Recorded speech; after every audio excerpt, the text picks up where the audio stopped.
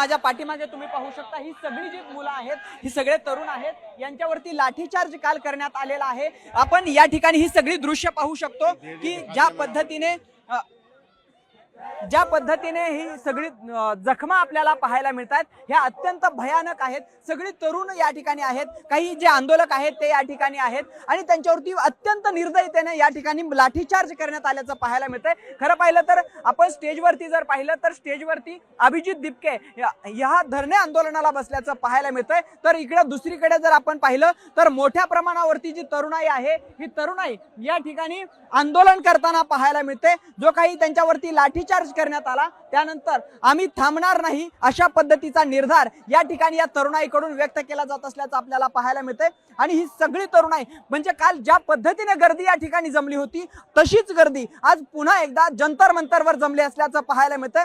आम्ही हटणार नाही, धर्मेंद्र प्रधान यांचा राजीनामा घेतल्याशिवाय मागे हटणार नाही अशाच पद्धतीचा जो नारा आहे तो या ठिकाणी सगळ्या या तरुणाईकडून या ठिकाणी जे काही आंदोलक आहेत या आंदोलकांकडून दिला जात असल्याचं पाहायला मिळतंय। म्हणजे ज्या पद्धतीने काल एवढ्या निर्दयीपणे लाठीचार्ज करण्यात आल्यानंतर सुद्धा या ठिकाणी जर आपण पाहिलं तर ही तरुणाई तितक्याच ताकदीने तितक्याच शक्तीने या तेवढ्याच ऊर्जेने पुन्हा एकदा जंतर मंतरवरती दाखल झालेले आहे आणि एक नवा संदेश देशभरातील जनतेला हा संदेश देण्याचा प्रयत्न करते। आमच्यावरती लाठ्या मारा, आमच्यावरती काठ्या मारा, आमच्यावरती अश्रुधुराच्या नळकांड्या फोडा, त्यानंतरही आम्ही या ठिकाणी जंतर मंतरवरती आमच्या हक्कासाठी उभं राहू अशा पद्धतीने ही सगळी तरुणाई या ठिकाणी दाखल झालेली आहे। अगदी जर आपण पाहिलं तर या ठिकाणी सगळी जी काही ज्यांच्यावरती लाठीचार्ज करण्यात आलेला आहे ती सगळी आंदोलक या ठिकाणी बसलेले आहेत।